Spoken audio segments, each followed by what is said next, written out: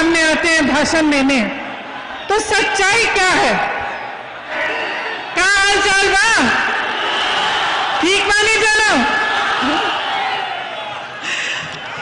आज यहां आने से पहले मैं सोच रही थी कि भाषण में मैं क्या क्या कहूं।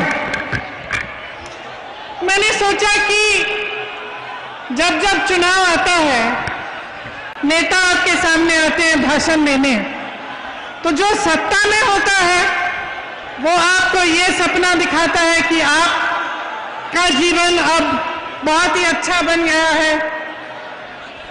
जो विपक्ष में होता है वो आपको ये गिनाना चाहता है कि सब खराब है, क्या गलत है, क्या हुआ क्या नहीं हुआ। तो सच्चाई क्या है?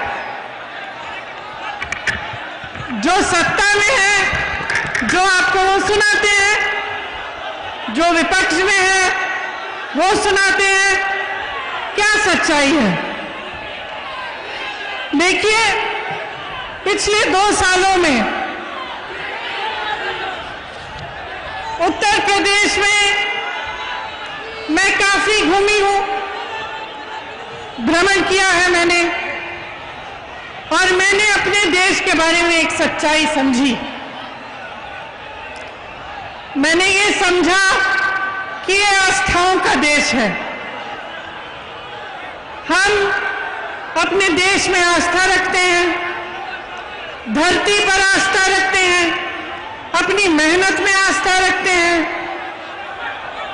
अपने धर्म में आस्था रखते हैं और अपने नेताओं में भी आस्था रखते हैं। हम जब अपने नेताओं में आस्था रखते हैं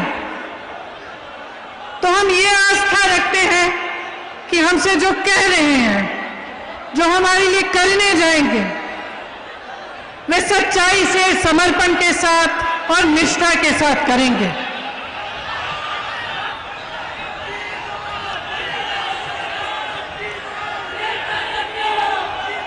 जब हम बड़े बड़े विज्ञापन देखते हैं और उन विज्ञापनों में हमें बताया जाता है कि विकास आ गया है, कि बहुत काम हो रहा है, तो आस्था की वजह से हम कभी कभी ये सोचते हैं कि अगर इतना बड़ा विज्ञापन है, इतनी बड़ी प्रोपेगेंडा है, तो हो सकता है कि कहीं पे विकास जरूर आया होगा।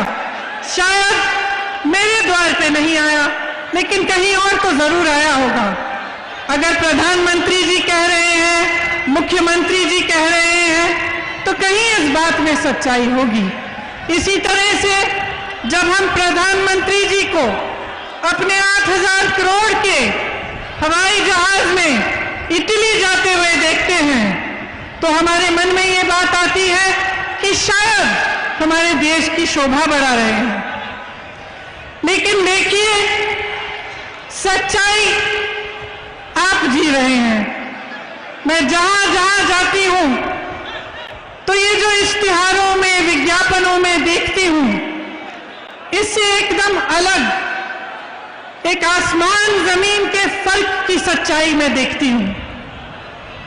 मैं कुछ महीनों पहले प्रयागराज में बसवारा गांव गई थी। एक निषादों का गांव है। जब मैं वहां गई तब पुलिस और प्रशासन ने निषादों की नाव जला डाली थी। बहुत ही संकट में थे गांव वाले। मुझे तट तक ले गए दिखाने के लिए कि कैसे बेहाल कर दिया था उनके नावों को, किस तरह से राख बना दिया था। नाव निषादों की मां होती है, उनकी जीविका होती है। आप जानते हैं कि अगर किसी का अधिकार है नदी पे, तो निषादों का अधिकार है। इस सरकार ने वो अधिकार छीना। इस सरकार ने उनको पीटा। जब उन्होंने आवाज उठाई कि हमारी नाव को ऐसे जलाया क्यों, तो उनको पीटा और उनको प्रताड़ित किया। इसी तरह से जहां जहां मैं जाती हूं, मैं लखीमपुर खेरी गई, आप सबने देखा होगा। लखीमपुर खेरी में जिस तरह से किसानों की हत्या की गई और उनकी बिल्कुल सुनवाई नहीं हुई, उस तरह से सरकार ने दिखाया कि उसकी असलियत क्या है, कि जो बड़े बड़े विज्ञापन हैं, जो बड़ी बड़ी बातें होते हैं, उसकी असलियत, उसकी सच्चाई क्या है। उन्होंने दिखाया कि किस तरह से किसानों की इस देश में बिल्कुल सुनवाई नहीं रही। आज अगर किसान प्रताड़ित है, त्रस्त है, तमाम समस्याओं से जूझ रहा है, तो सरकार उसकी इतनी भी मदद करने के लिए तैयार नहीं है। इसी तरह से आप किसी भी वर्ग को लीजिए, दलितों को लीजिए, बुनकरों को लीजिए, पिछड़े वर्ग को लीजिए, कोई भी गरीब हो, अल्पसंख्यक हो, ब्राह्मणों के साथ भी भयंकर शोषण हुआ है। गुरु गोरखनाथ जी के विचारों से ठीक विपरीत योगी आदित्यनाथ जी का शासन चल रहा है। गुरु गोरखनाथ जी कहते थे, मन में रहिना, भेद न कहिना, बोलिवा अमृत वाणी, अगिला अग्नि होएवा हे अवधू, तो आपन होएवा पानी। लेकिन आज ये सरकार जनता के प्रति आग उगल रही है, हर रोज जनता पर आक्रमण कर रही है। आप लखीमपुर खेरी को देखिए तो आगरा को देखिए, जहां पे 30 दलितों को उठाकर 3 दिनों के लिए पुलिस के थाने में रखकर निर्ममता से मारा पीटा। मैं उस परिवार से मिली, उस लड़की से मिली जिसके पति की हत्या उसके सामने पुलिस ने मार मार के की। जो उसने मुझे बताया, मैं यहाँ इस मंच पे दोहरा भी नहीं सकती कि क्या दृश्य उसको देखना पड़ा। और उसका 1 महीने का बच्चा, अभी भी दूध पीने वाला बच्चा है, उसके लिए कोई सहायता नहीं आई सरकार की तरफ से। उसी तरह से जहां जहां मैं जाती हूं, मैं सिर्फ यही दुख देखती हूं कि जहां संकट है, जहां मुश्किल है, जहां संघर्ष है, वहां सरकार अपना चेहरा दूसरी तरफ कर लेती है और मदद नहीं करती। आप किसान हैं, आपने अभी बताया बघेल जी से कि धान के लिए आपको कितना मिलता है। बघेल जी ने कहा कि कांग्रेस की जहां सरकार है छत्तीसगढ़ में, वहां 2500 का मिल रहा है। खाद, खेती, फसल सब बड़े बड़े उद्योगपति, खरबपतियों के हाथों में दे दी गई है। आज खाद के लिए लाइन में खड़े होकर लोग मर रहे हैं। कल मैं ललितपुर गई थी, परसों, वहां 4 लोगों के पास गई, 4 घरों के में गई मैं। 2 लोगों ने आत्महत्या की क्योंकि खाद की लाइन में खड़े थक गए, खाद नहीं मिली। 2 लोग ऐसे थे जो खाद की लाइन में खड़े हुए, घर नहीं जा पा रहे थे, खाना खाने के लिए, पानी पीने के लिए, क्योंकि लाइन छूट जाती, वहीं पे दम तोड़ दिया उन्होंने।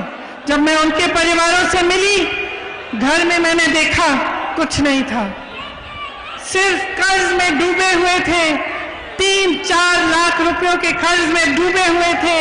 न कोई गैस का सिलेंडर था, न कोई सरकारी मदद थी, कुछ नहीं था, सिर्फ एक कमरा, और उसमें उन जो मर गए थे, जिनका देहांत हो गया था, उनके परिजन रो रहे थे। और ये दृश्य मैं जगह जगह देख रही हूं। यहां पे कहा गया है कि गन्ने की कीमत बढ़ाई जाएगी। मैं पूछना चाहती हूं, आज क्यों कह रहे हैं? 4.5 सालों से क्या किया? 4.5 सालों से क्या गन्ने की कीमत बढ़ाने का मौका नहीं मिला? यहां पे जो चीनी मिलें लगवाई थी कांग्रेस ने, उनको किसने बंद कराया? आपको याद होगा, समाजवादी की सरकारों ने, बसपा की सरकारों ने बंद कराया। और आज वो कहते हैं कि कांग्रेस भाजपा से मिली हुई है। मैं उनसे पूछना चाहती हूं, कहां है वो? कहां है? क्यों नहीं दिखते? जब संघर्ष होता है, जब संकट होता है, तो क्यों नहीं आते आपके पास? सिर्फ कांग्रेस आ रही है, सिर्फ कांग्रेस लड़ रही है। और मैं इस मंच पर खड़ा करके कह रही हूं, मैं मर जाऊंगी, जान दे दूंगी, लेकिन इस भाजपा के साथ कभी मैं कोई मिलावट नहीं करूंगी।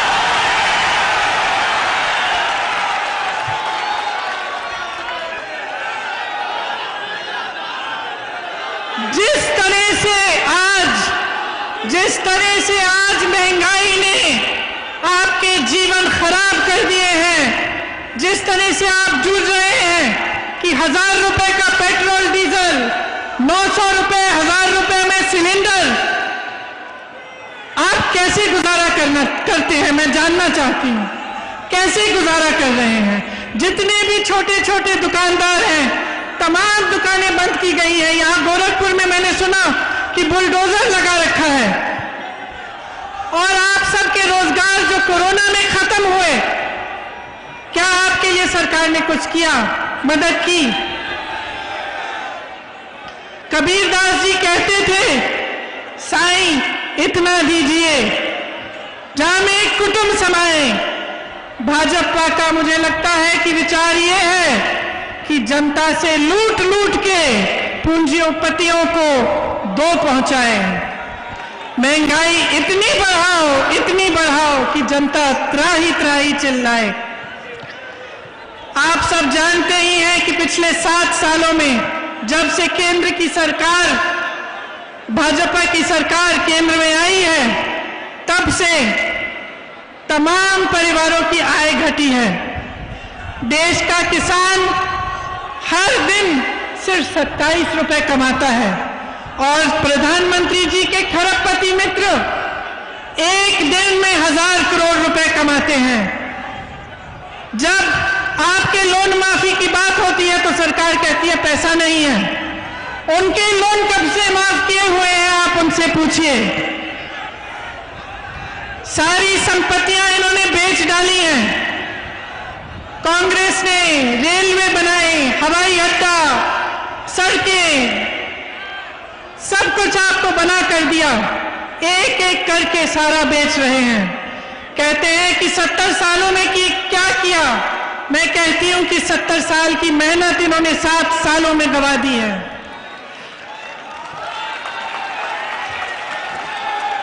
आज का युवा बेरोजगार है। उत्तर प्रदेश में ही 5 करोड़ बेरोजगार युवा हैं। आपको शायद मालूम नहीं होगा, लेकिन 3 युवा हर रोज आत्महत्या करते हैं बेरोजगारी की वजह से। 10 लाख सरकारी नौकरियां खाली पड़ी हैं। भर्तियों में जबरदस्त भ्रष्टाचार है। यहां गोरखपुर में भी विश्वविद्यालय की भर्ती में बहुत भ्रष्टाचार हुआ।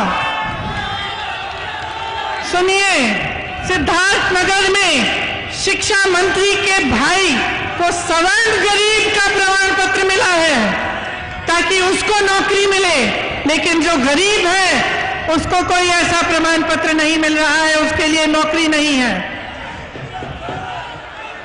आपने देखा है कि हर जगह अपराधियों का तांडव है। इसके साथ साथ जो रक्षक है वो भक्षक बन गया है। आज पुलिस ने जनता को बहुत प्रताड़ित किया हुआ है। ना अपराधी काबू में आ रहे हैं, ना पुलिस काबू में आ रही है। कल अमित शाह जी का मैं एक भाषण देख रही थी। गृह मंत्री हैं, वो कह रहे थे कि अब उत्तर प्रदेश में अपराधियों को ढूंढना पड़ता है तो दूरबीन की जरूरत पड़ती है। लेकिन उनके साथ में कौन खड़ा था? उनके साथ में कौन खड़ा था? उनके साथ अजय मिश्रा टेनी खड़े थे जब वो ये कह रहे थे। मैं कहना चाहती हूं, दूरबीन छोड़िए, चश्मे लगाइए। आपके साथ मंच पे खड़े होने वाले के बेटे ने किसानों के साथ क्या अत्याचार की है, उसके खिलाफ कार्रवाई करिए। ये देश की जनता जानना चाहती है कि क्या न्याय की उम्मीद नहीं बची है देश में? क्या सिर्फ अपराध का बोलबाला है? क्या गरीब की कोई सुनवाई नहीं है? सिर्फ बड़े बड़े अरबपतियों खरबपतियों की सुनवाई है? सही कह रहे हैं आप। बड़े बड़े खरबपतियों की ही सुनवाई है इस देश में। आपने बार बार ये देखा है, लखनऊ में विवेक तिवारी को पुलिस ने गोली से मारा। कानपुर के एक व्यापारी मनीष गुप्ता यहां आए थे गोरखपुर, उनको होटल से उठाकर पुलिस स्टेशन में ले जाके मार डाला। उनकी पत्नी ने मेरे से पूछा मैं क्या करूंगी, मैं क्या करूंगी। मैंने फोन पे उनसे बात की, उन्होंने कहा मेरी सहायता कौन करेगा, मुझे न्याय कौन देगा। मैंने आगरा की बात की, वहां अरुण वाल्मीकि के परिवार को इस तरह से उन्होंने मारा पीटा, वो बात मैं आपको सुना चुकी हूं।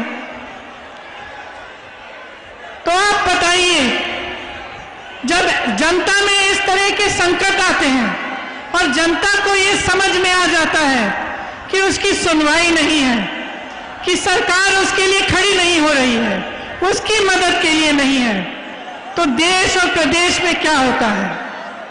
जो आस्था नेताओं में होती है वो हिलती है, और जब वो आस्था हिलती है तब आपकी एक बहुत बड़ी जिम्मेदारी होती है कि आप प्रश्न पूछें। आप ये पूछें कि ये हमारे साथ क्यों हो रहा है। जो आपने वादे किए, जो आपने मंच पे खड़े होकर हमें बताया, उसके बारे में आप क्या कर रहे हैं। और मेरी बहनों को देखिए, बहुत सारी मेरी बहनें यहां आई मेरी बातों को सुनने के लिए, किस तरह से संघर्ष करती हैं। एक महिला का जीवन संघर्ष का जीवन होता है। घर पे संघर्ष करती है, बाहर जाती है, खेती करती है, घर आकर सबके लिए खाना पकाती है, देखभाल करती है, सबका तमाम संघर्षों का सामना खुद करती है। महिलाओं पर जिस तरह से अत्याचार उत्तर प्रदेश में हुआ है इन 5 सालों में, वो आप मेरे से अच्छी तरह जानते हैं। उन्नाव में आपने देखा क्या हुआ। एक लड़की के साथ अपराध किया, अत्याचार किया, उसको जला दिया गया। दूसरी को के खिलाफ ऐसी साजिश की कि जब वो केस सुनने के लिए जा रही थी सड़क पे, उसका एक्सीडेंट करा दिया गया। हाथरस में आपने देखा क्या हुआ। हाथरस में ये परिस्थिति बनी कि उस महिला के परिजन उसको देख भी नहीं पाए, उसकी जब चिता जलाई गई। पुलिस प्रशासन ने उसकी चिता जला डाली। महिलाओं को अपनी लड़ाई खुद लड़नी पड़ेगी। गोरखपुर में भी जब एक लड़की ने पिता का पिटाई करते हुए वीडियो बनाया तो उसको गोली मार दी। जब एक दलित लड़की के साथ बलात्कार किया गया तो उसको सिगरेट से जलाया गया। विश्वविद्यालय की छात्रा का परिवार न्याय मांगता हुआ दर दर भटक रहा है। मैं अपनी बहनों से कहना चाहती हूं कि मैं आपके लिए लड़ूंगी, कांग्रेस पार्टी आपके लिए लड़ेगी, और मैं आपको वो शक्ति देना चाहती हूं जिसके जरिए आप खुद अपनी लड़ाई मजबूती से लड़ पाएंगी। 40% महिलाएं जब राजनीति में आएंगी तब राजनीति को बदल डालेंगी, ये मेरा दावा है। क्योंकि महिलाओं में करुणा है, महिलाएं बहुत समझदार होती हैं, लड़ने की क्षमता होती है महिला में, और जितने अत्याचार महिलाओं के साथ हो रहे हैं उनका सामना हम ऐसे करेंगे, जब हम राजनीति में और महिलाएं आएंगी तब हम सामना करेंगे।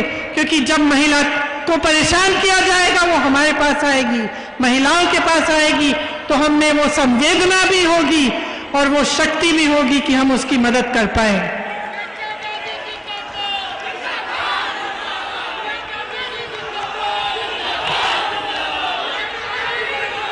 यहाँ पे जो जल भराव की समस्या है, आपने देखा होगा कि मुख्यमंत्री बनने से पहले जब भी ये समस्या उठती थी तो योगी जी आते थे, लेकिन जब से मुख्यमंत्री बने हैं तो हवाई जहाज में चढ़ के चले जाते हैं, लेकिन आपकी समस्याओं को सुनने नहीं आते। जिस तरह से इनकी सरकार ने जन जन की रोजी रोटी खत्म की है, ये आप अच्छी तरह से जानते हैं। कोरोना के समय जिस तरह से सरकार ने आक्रमण किया पब्लिक पे कि जो ऑक्सीजन मांग रहा था उसके खिलाफ कार्रवाई की गई, उसको कहा गया कि तुम्हारी जमीन जब्त कर देंगे। जो परेशान था, जो हॉस्पिटल का वीडियो निकलता था कि अस्पताल में परेशानी है, तो उस हॉस्पिटल को दबाया जाता था, वहां जाकर प्रताड़ित किया जाता था। मदद नहीं आई, सहायता नहीं हुई। कितने लोगों की कोरोना से मौत हुई। आपने देखा कि नदी में लाश किस तरह से बह रही थी, लेकिन सरकार की तरफ से कुछ मदद नहीं आई। जिनकी रोजी रोटी कोरोना की वजह से भी छिन गई, आज तक उनको सहायता नहीं मिली है। कांग्रेस पार्टी ऐसे कमजोर परिवारों को 25,000 रुपए की नकद आर्थिक सहायता देगी।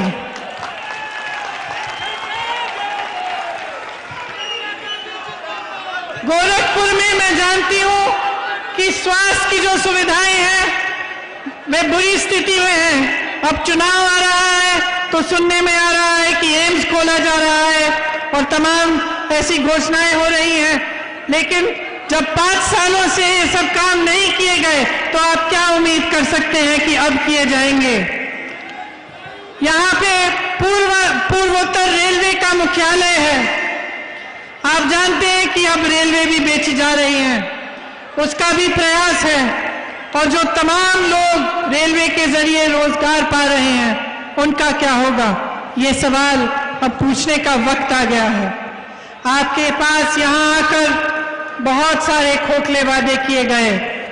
आपको बताया गया था कि किसानों की आय दुगनी की जाएगी, कि बाढ़ की समस्या हल की जाएगी, कि छोटे दुकानदारों और व्यापारियों की मदद की जाएगी, कि गन्ना मूल्य 14 दिनों में भुगतान का वादा किया गया था। चीनी मिलें शुरू होंगी। आप बताइए कितने चीनी मिल बंद पड़े हैं, किसी ने शुरू किए? कहा गया था कि हवाई चप्पल वालों को हवाई जहाज में यात्रा कराई जाएगी। आज सड़क पे चलना मुश्किल हो गया है, गाड़ी में जाना मुश्किल हो गया है। सबको सोचना पड़ता है कि 100 रुपए में पेट्रोल डीजल होगा, कैसे जाएंगे। यहां पे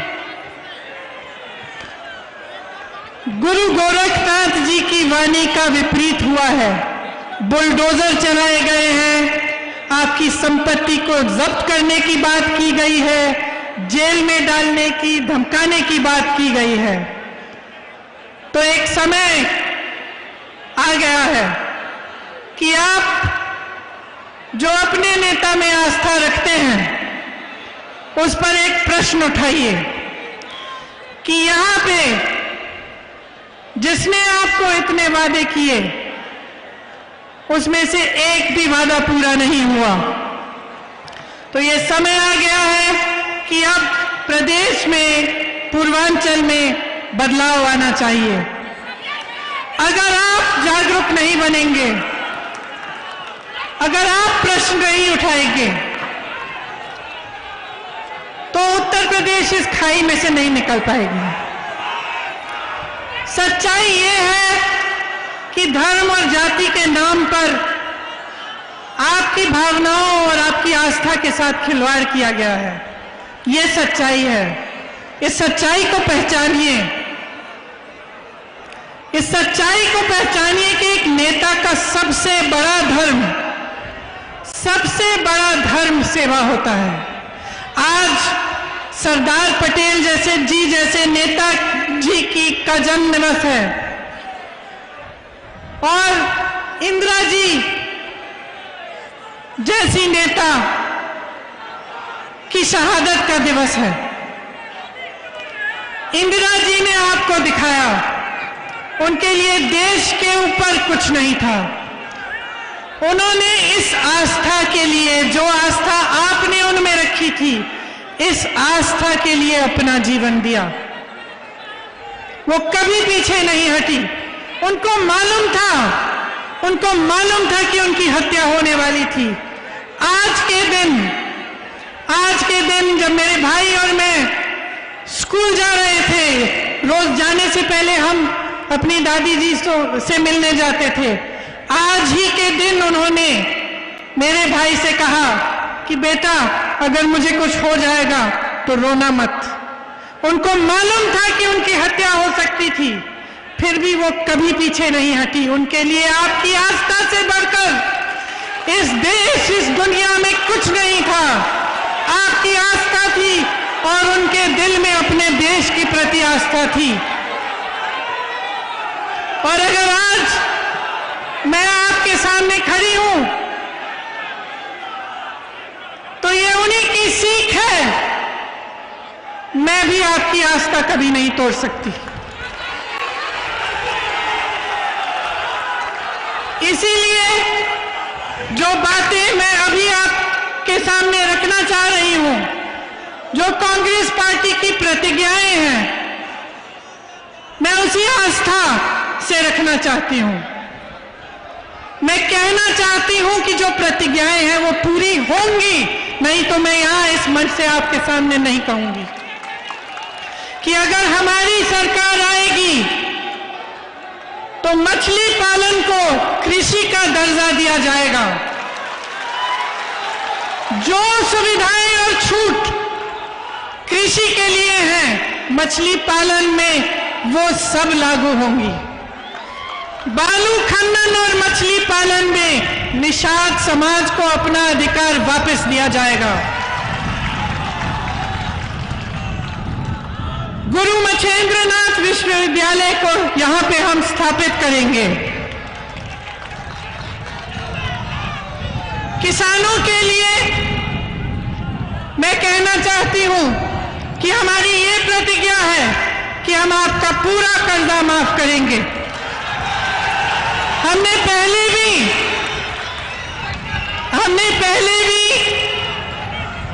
ऐसी प्रतिज्ञा की थी और आप जानते हैं कि 72,000 करोड़ रुपए का कर्जा हमने माफ किया था कांग्रेस पार्टी के सरकार ने।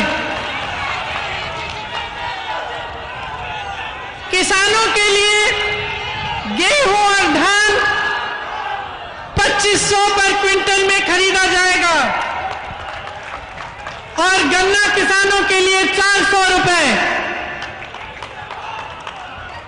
यहां मैं जानती हूं कि गन्ना का किसान बहुत ही परेशान है। मैं ये भी जानती हूं कि अन्ना पशु की बहुत ही समस्या है और जिस तरह से हमारी सरकार ने छत्तीसगढ़ में इस समस्या को सुलझाने की पूरी कोशिश की है, उसी तरह से यहां पे अन्ना पशु की समस्या सुलझाने का हम काम करेंगे।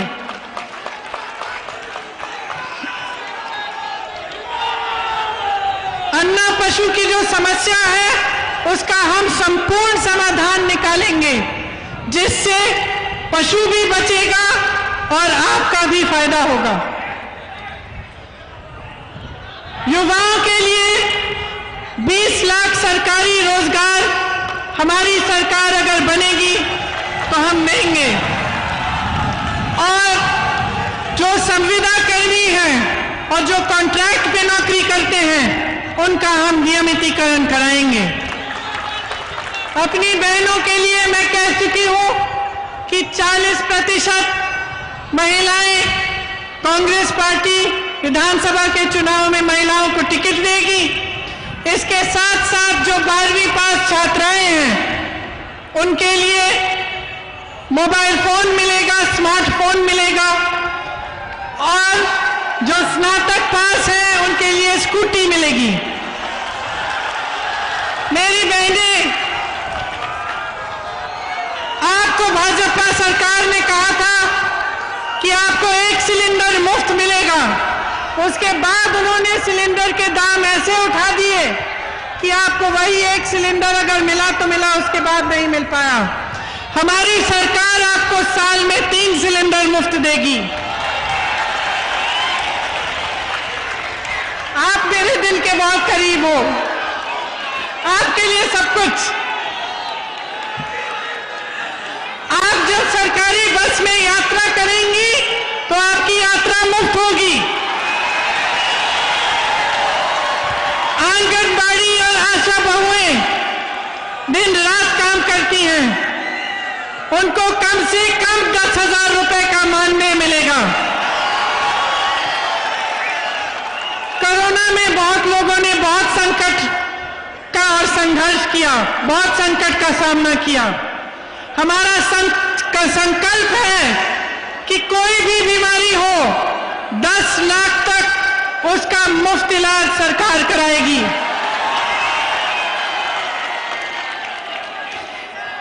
अंत में मैं कहना चाहती हूं कि इंदिरा जी ने कहा था, मेरे शरीर के खून का एक एक कतरा, एक एक बूंद इस देश को समर्पित है। उन्होंने कहा था कि मेरे खून का एक एक कतरा इस देश को जीवित करेगा। आज मैं कहना चाहती हूं कि कांग्रेस पार्टी का एक एक कार्यकर्ता अपना खून बहाने के लिए तैयार है। जो कहते हैं कि हमारा संगठन इस प्रदेश में दुर्बल है, वो इस भीड़ को देखें। ये हमारे संगठन की भीड़ है, ये हमारे संगठन की ताकत है। इस संगठन को बनाने के लिए हजारों लाखों कार्यकर्ताओं ने 2 साल से बहुत ही ज्यादा मेहनत की है और उनके साथ साथ जिन कार्यकर्ताओं ने 20-30 सालों के लिए इस प्रदेश में कांग्रेस का झंडा उठा रखा, वे खड़े हैं। हमारा संघर्ष जनता का संघर्ष है। उत्तर प्रदेश की भाइयों और बहनों, आपका संघर्ष है। आपकी आवाज हम उठाएंगे, आपके लिए हम लड़ेंगे, आपके लिए हम हाजिर हैं।